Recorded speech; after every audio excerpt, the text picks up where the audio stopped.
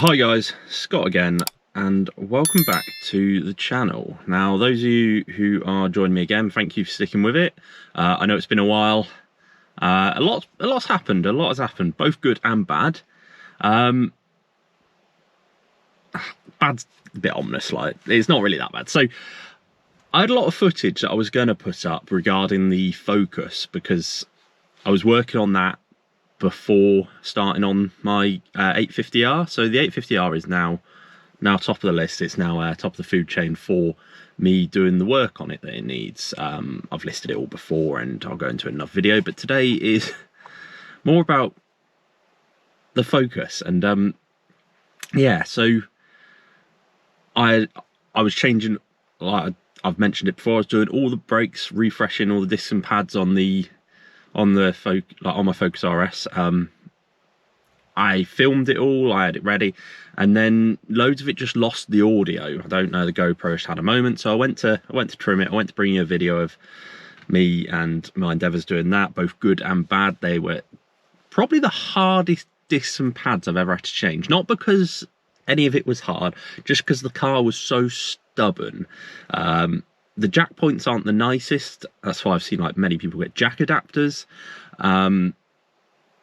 And then just everything from driving it around for years in all weathers, everything was just really, really stubborn, from the wheels coming off the car itself to the discs having to be absolutely malleted off even once they run down, they were just seized on. And then the little retaining pins for the, well, I just couldn't do a T there, so it's got the pads style where they've got a retaining pin that goes through it, and that was seized. I had to saw and drill one out and all manner of things. And I was going to bring you the video, I was going to do that, I was going to explain on how much Ford wanted for it compared to how much I paid for it, and then it all just disappeared. So unfortunately the video I wasn't able to bring it to you. I haven't been able to bring you the content, and here we are.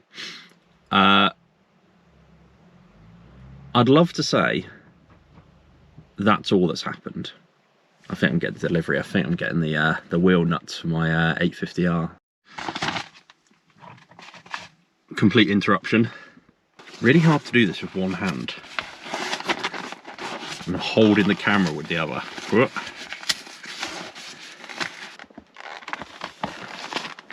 These are the weirdest looking locking wheel nuts I've ever seen. But they're two keys or two different types of keys. I don't know, but if they work, they work. That's the main thing. So I've got when I bought the 850R, I bought it sort of, I've explained, I bought it sort of unseen. I bought it and it got shipped over to me, and it never came with a lock and wheel nut key, which is problematic. But the same thing happened when I bought the Focus from the dealer, so can't complain. Anyway, that wasn't even me getting distracted, that was me getting a delivery, which is very exciting because I need them. Because, like I said, the 850R is getting the love, and that will be in the coming videos. But yeah, Focus, Ford wanted 1,450 quid to do the disc and pads all round. I was like, absolutely not, I can do it myself. And I paid 450 quid for parts and did them. Job done, loved it. Brakes were really good. I was getting there, I was driving it about. Unfortunately, I then, on the way, I was actually going to an airport, I was actually going to Heathrow. On the way to Heathrow, I took a diversion, and it was relatively close to me, and the diversion was trying to take me quite a way around. So I was like, nah, I know a shortcut, I'll do it. And the shortcut involved going through a Ford. The water wasn't very high. Now, ironically, a Ford killed my Ford. Now, I don't mean the car's not dead. The engine still works, it still drives perfectly fine. But what it did do is absolutely rip off the plastic stone deflector, like under tray, from the engine. And it ripped it off, doing some small damage to the bumper from what I've seen, and just destroying the plastic. Like I couldn't put it and can't put it back on the car.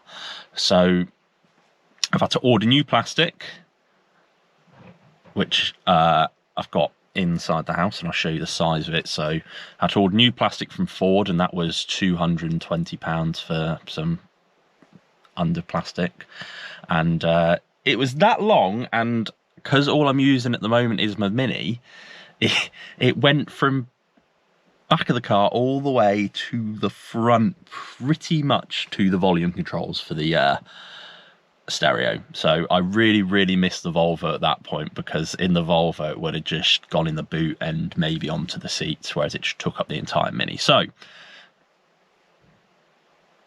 I'll show you the damage on the bumper. It pains me because I can't use the car, because the rigidity of the bumper and the like inner mud guards is highly reliant on, just through design, on this under tray.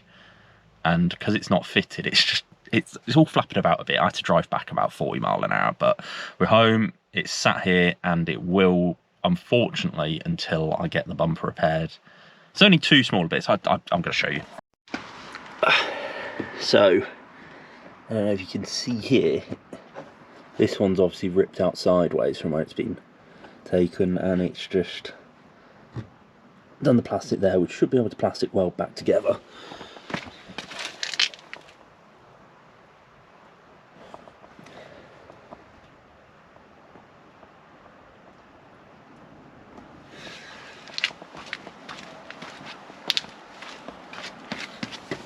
And then this side I had to rip off, and it's just completely taken that off. It's still got all that.